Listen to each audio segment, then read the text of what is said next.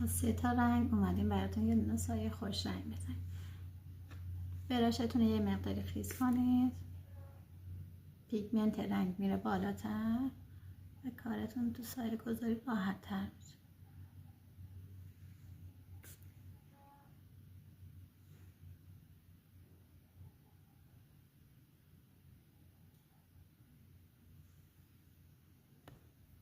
یه سایه شاین آبی بردارید، ابتدای چشمتون کار کنید.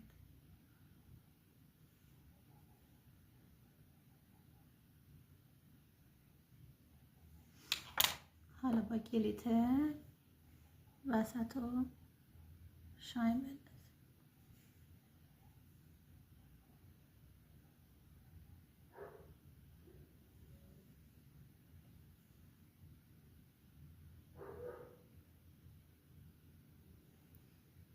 میتونید بدون خط چشمم همراهش بکشید و انتها رو فید کنید به سمت داخلش.